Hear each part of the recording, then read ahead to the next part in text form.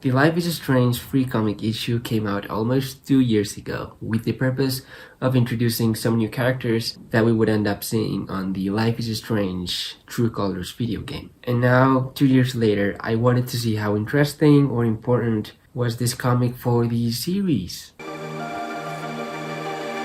Before Life is Strange True Colors officially came out, there was a free comic issue that got released on the FCBD of 2021, the Free Comic Book Day. I just wanted to read this comic after playing this True Colors video game, and I just wanted to see how effective or important this free comic was for the introduction of new characters of the video game. This video is potentially for people who maybe haven't played the True Colors video game and are asking themselves if they should even read this comic, or for people who have already played the game and they're asking if it's even worth it to read this comic.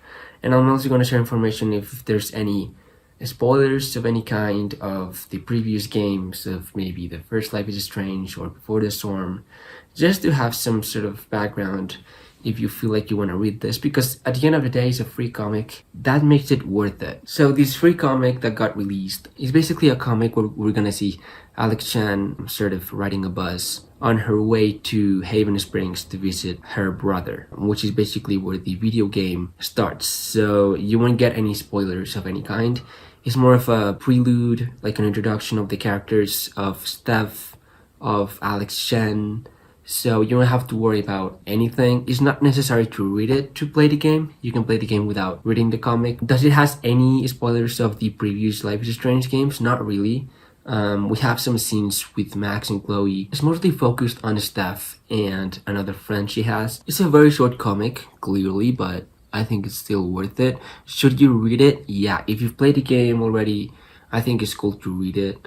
If you haven't played the game, you should probably read it. So what I'm gonna do now is I'm gonna sort of like read the comic. So in that way, if you wanna read it, you can just turn the volume down while you just read the comics on this video, or you can just go to the description of my video and just check the link to download for free this comic. So yeah, let's go ahead and read this comic. So getting into the comic itself, this is basically the cover of the comic.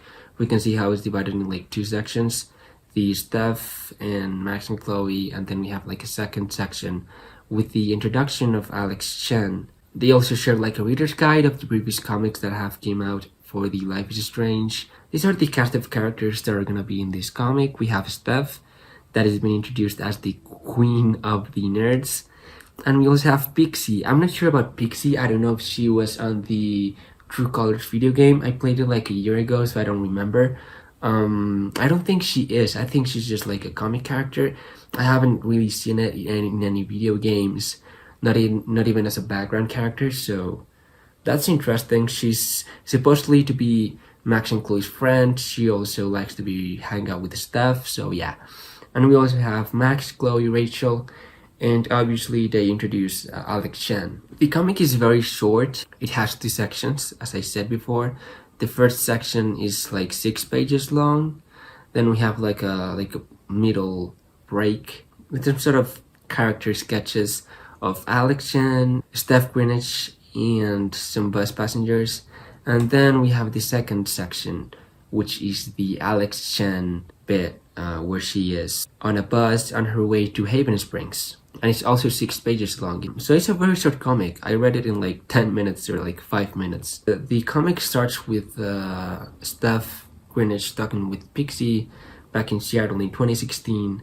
I think Steph was writing like an RPG and she wanted to test if this is like a cool RPG to play. So yeah, basically Steph starts playing an RPG game, I think so, with Pixie. And while that plays, we have these weird sections with Max and some other guy, just sort of having this weird like time disruption thing going on. So yeah, basically it's just probably like some sort of trailer for the next comics that are gonna come out. At the end of this comic, we see sort of Pixie and Steph talking about the RPG that they were just playing, and Pixie says that the RPG was cool, she liked where the story was leading, and Steph obviously feels really happy that the RPG or the story that she was making works well for Pixie at least.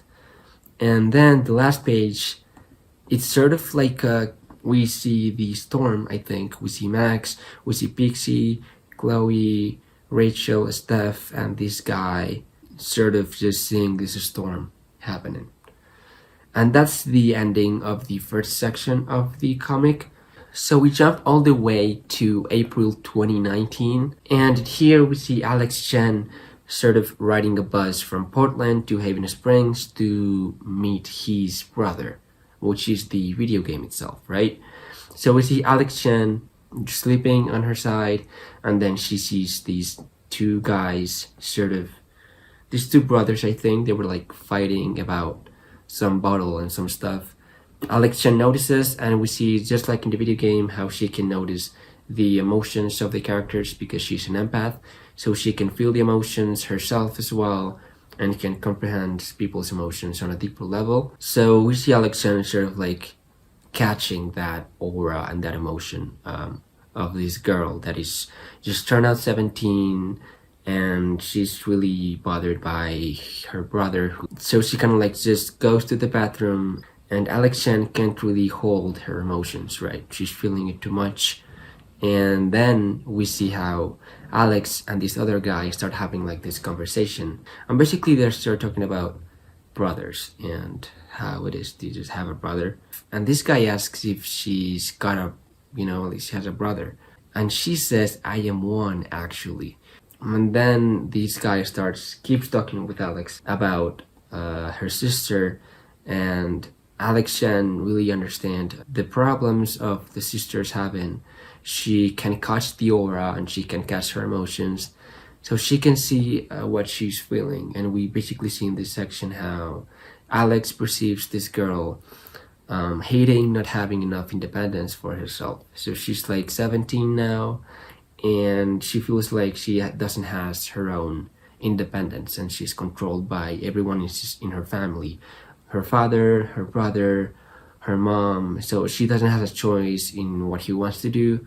So that's kind of like her frustration, right? So before this girl gets to her brother, Alex Chen quickly says to this guy, maybe she just wants to be her own person, she wants some independence, and that she could make her own decisions. And then we have this little scene where Alex Chen is talking about how much she misses Gabe, her brother, and that he's gonna meet him for the first time after a long time, and she hopes that Haven Springs doesn't disappoint her.